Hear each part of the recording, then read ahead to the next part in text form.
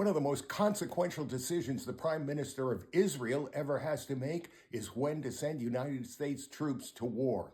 Benjamin Netanyahu doesn't take this responsibility lightly. He thought long and hard before he told the great leader to kick off the invasion of Iran. The great leader, happy to help a fellow felon, gave a thumbs up with his tiny mottled hands, and the bomb started falling. Since the great leader has turned the military into his own personal mercenary force, he can send his soldiers of misfortune anywhere he wants. That used to be the job of Congress, but with Republicans in charge, they wield all the authority of the Cheese of the Month Club. So the world's most powerful military is now available for hire as long as the great leader gets his official presidential kickback. Our military is still an awesome fighting force. It just isn't fighting for us anymore.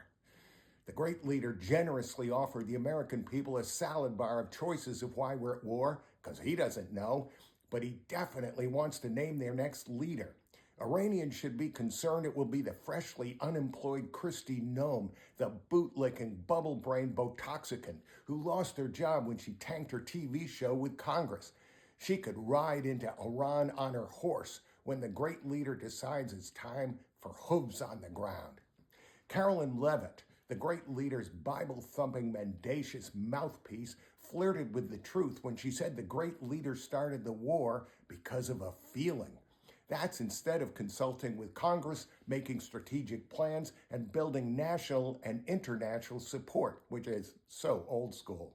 Some of the great leader's other feelings resulted in Trump steaks, Trump University, Trump Airlines, Trump vodka, Trump casinos, feelings that bankrupted him 6 times. Now, he's in charge of the world. The planning for World War III didn't take more time than Melania spends deciding on her Halloween outfit. Pete Hegseth, the rattle-brained, dry-drunk secretary of push-ups, didn't think Russia or China would notice the invasion of a country of 95 million. Armed with the profound wisdom that comes from co-hosting a weekend gabfest on Fox, Hegseth breezily announced, they are totally irrelevant.